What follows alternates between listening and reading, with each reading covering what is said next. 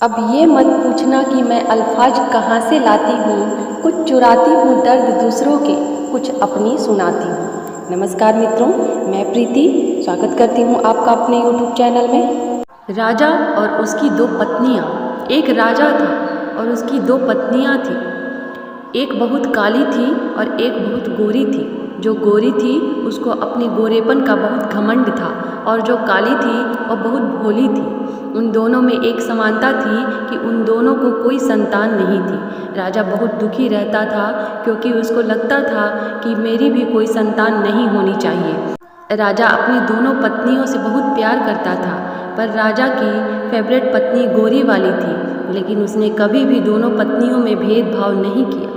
राजा की जो गोरी पत्नी थी वह बहुत घमंडी और झगड़ालू थी। घर के सब काम राजा की काली पत्नी से करवाती थी और वह बेचारी सब काम कर लेती थी, पर राजा को कुछ नहीं बताती थी। एक दिन राजा की दोनों पत्नियों का बहुत बड़ा झगड़ा हुआ और राजा की गोरी पत्नी ने काली पत्नी को महल से निकाल दिया।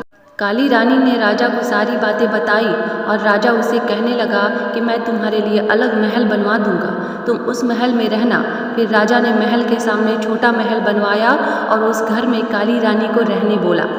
एक दिन राजा दूसरे राज्य में घूमने के लिए जा रहा था तो उसने अपनी दोनों पत्नियों से कहा कि तुम दोनों को क्या क्या सामान चाहिए, मुझे बता दो, मैं तुम दोनों के लिए लेकर आऊँगा। तब राजा गोरी पत्नी के पास गया और उसे कहने लगा कि तुम्हें बाजार से क्या चाहिए। तो वह बोली, मुझे मेकअप का सारा सामान चाहिए। फिर वह काली पत्नी के पास गया और उससे कहने लगा कि तुम्हें बाजार से क्या चाहिए। फिर वह राजा से बोली कि मुझे एक छोटा बंदर चाहिए। वह बोला, ठीक है, मैं लेकर आऊँगा, कहकर राजा वहाँ से चला गया। अगले दिन राजा दूसरे राज्य गया और उसने वहाँ से सारा सामान ले लिया और अपनी दोनों पत्नियों को उनका सामान दे दिया। राजा की काली पत्नी उस बंदर को देखकर बहुत खुश हो गई। वह बंदर उस रानी का सारा काम करता था, उसके साथ खेलता भी था। वह काली रानी उस बंदर को अपने बच्चे जैसा प्यार करती थी। एक दिन अचानक काली रानी बहुत बीमार हो गई, पर उसे देखने राजा नहीं आया। बंदर को बहुत गुस्सा आया और वह राजा के महल चला गया। राजा से कहने लगा कि मेरी माँ जैसी रानी को देखने आप क्यों नहीं आए।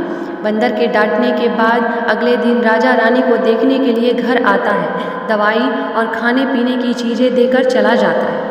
वह रानी उस बंदर को बताती है कि मुझे संतान होनी चाहिए थी। वह बंदर उस रानी को बोलता है कि आप टेंशन मत लो, आपको संतान जरूर होगी, मैं भगवान से प्रार्थना करूंगा। अगले दिन वह बंदर घर से गेहूं का आटा लेकर मंदिर जाता है और गेहूं के आटे को गूंथता है और उसमें 2 आँखें, 1 नाक, 2 हाथ, 2 पैर ऐसा बनाता है और भगवान से प्रार्थना करता है।